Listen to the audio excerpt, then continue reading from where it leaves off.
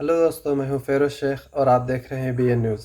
अगर आप भी गोदी मीडिया का विरोध करते हैं तो इस चैनल को सब्सक्राइब कीजिए, लाइक कीजिए और इस वीडियो के बारे में कमेंट बॉक्स में अपनी राय को पेश कीजिए।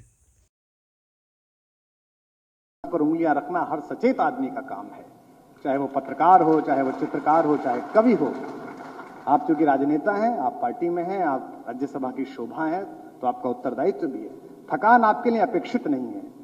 ये कहना, जब मैंने एक किताब को देखा तो मैंने प्रोफेसर साहब ने का फोन आया मेरे पास कि मेरा मन है कि तुम लखनऊ आओ, तो मैंने कहा ये किसने आपको सलाह दी कि आप 75 वर्ष इसका नाम रख लीजिए, क्योंकि मैं आज तक भ्रम में था कि आप 60 प्लस के हो। ये जिसने भी किया है वो निश्चित रूप से आपके यौवन से चिढ़ता है। तो आप यही मान के चलिए कि आप अभी उतने ही युवा हैं जितने इस समाजवादी आंदोलन के प्रारंभ से आपकी भूमिका थी। अखिलेश यादव यहां पर हैं, उनके विषय में बड़े सारी टिप्पणियां उनसे संबोधित यहां वक्ताओं ने की है, लेकिन मैं उनसे इतना ही कहता हूं कि आप संघर्ष करिए, आप लड़िए। आपकी इस देश को भी जरूरत है, इस प्रदेश को भी जरूरत है।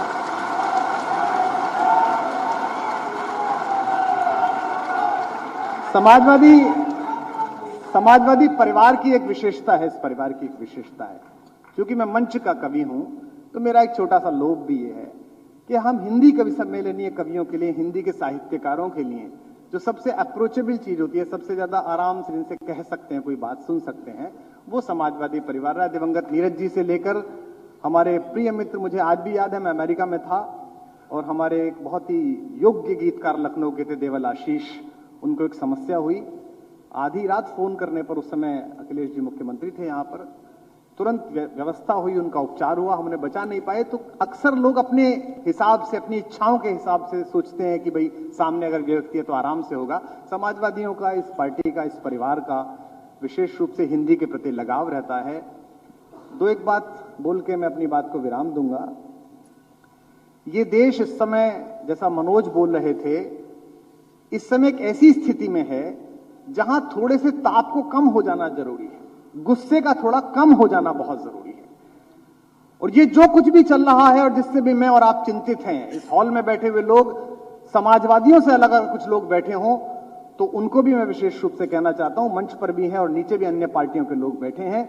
इस मुल्क की मिट्टी की तासीर है कि ये नफरत का बीज ज्यादा दिन सहन नहीं करती। यहां मोहब्बत का बीज ही चलता है, यहां प्रेम का बीज ही चलता है।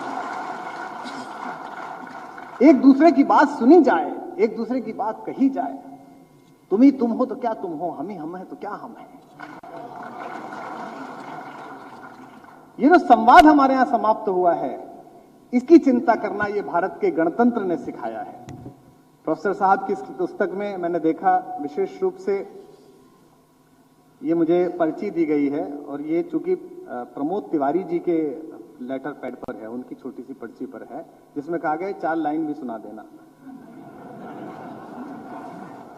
मैं राजनीति से बाहर आया हूं, पर इतना मूर्ख भी नहीं हूं कि बिना पेमेंट कुछ करूं।